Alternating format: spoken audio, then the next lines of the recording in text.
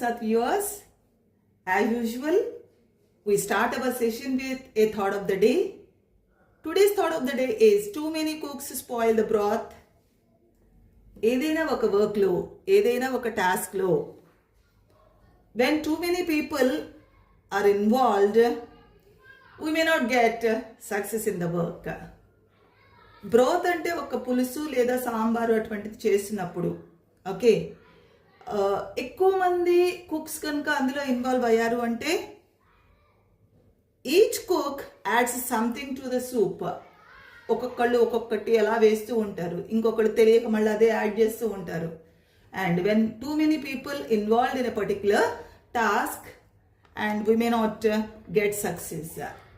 This is also true nowadays in any project. Okay, ఎక్కువ మంది involve అవటం వలన ఏమవుతుంది అంటే ఎవ్రీవేర్ దెర్ ఈస్ కన్ఫ్యూజన్. అదే కనుక ఒక స్మాలర్ గ్రూప్, చాలా లిమిటెడ్ మెంబర్స్ కనుక ఒక టాస్క్లో, ఒక ప్రాజెక్ట్లో ఎక్కడైతే with clear roles and responsibilities involve అవుతారో డెఫినెట్గా there is success. So this proverb is 100% right nowadays when we look at any project in this corporate world. Okay, and as usual ee roju class vachesariki particularly for the junior inter students, ఇప్పుడు next మంత్లో exams రాబోతున్నాయి మార్చ్లో. ఎక్కువగా గ్రామర్లో కొద్దిగా confusion అనేది ఉంటుంది.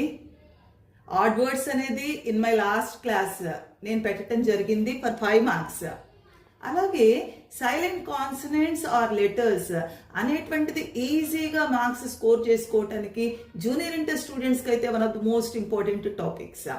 Okay, అసలు యాక్చువల్గా సైలెంట్ కాన్సనెంట్ అంటే ఏంటి అంటే a silent consonant is a letter in a word which is not pronounced. ఒక వర్డ్లో కనుక కొన్ని లెటర్స్ అనేవి మనం we may not pronounce it. ఉంటుంది అక్కడ ఆ వర్డ్లో ఆ లెటర్ ఉంటుంది, but we may not pronounce it. ఇటువంటి వాటిని silent letters are silent consonants అని మనం చెప్తామండి. ఎగ్జాంపుల్గా తీసుకున్నట్లయితే ఫస్ట్ వర్డ్ SUCCUMB. ఈ వర్డ్లో వచ్చేసరికి బి ఈజ్ సైలెంట్, మనం అది ప్రొనౌన్స్ చేయమండి. సకం ఎంతోనే స్టాప్ చేసేస్తాము, బి ఈజ్ సైలెంట్. అలాగే నెక్స్ట్ తీసుకున్నట్లయితే చాలా మందికి తెలియక డెప్ట్స్ అంటూ ఉంటారు. నో, టీ యాక్చువల్గా B is silent in that case. Debt, DET, debt అంతే. ఓకే, నెక్స్ట్ వచ్చేసరికి మనకి నైబర్, ఎయిట్, లాఫ్, లైట్. ఎక్కడ మనకి GH అనేది కనుక కాంబినేషన్ లెటర్స్ అండి ఇదన్నీ కూడా. GH అనేది దాదాపుగా మనకి ఏ వర్డ్లో తీసుకున్నా కానీ GH అనేది ఒకటి సైలెంట్ అవుతుంది. అలాగే ఇక్కడ వచ్చేసరికి ఫారిన్, రెయిన్, ప్లెడ్జ్ తీసుకున్నట్లయితే ఈ వర్డ్స్లో G ఈజ్ సైలెంట్.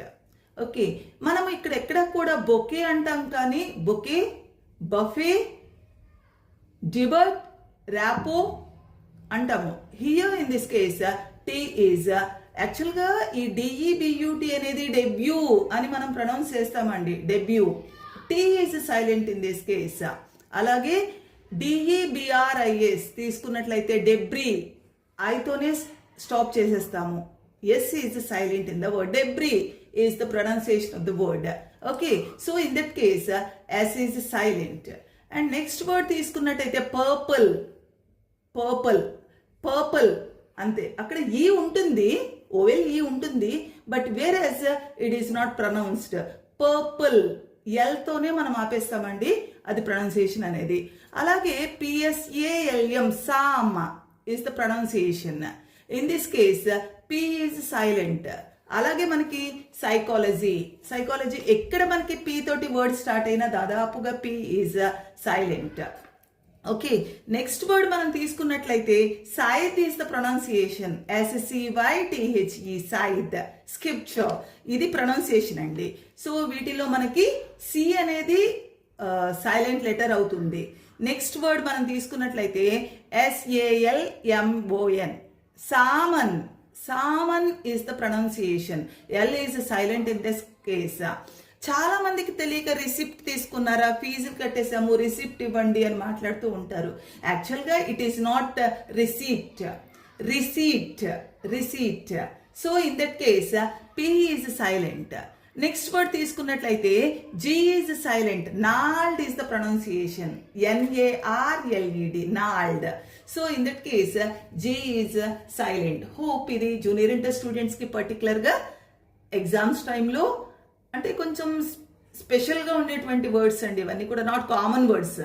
జనరల్గా ఎగ్జామ్ పేపర్ సెట్ చేసే వాళ్ళకి కూడా కొంచెం డిఫరెంట్గా ఉండేటువంటి వర్డ్స్ 1 or 2 అనేది డెఫినెట్గా తీసుకోవటం జరుగుతుంది. ఆ పరిస్థితుల్లో ఈ వర్డ్స్ అనేవి మీకు ఎగ్జామ్కి యూజ్ అవుతాయి అని చెప్పి అనుకుంటున్నాను. Thank you.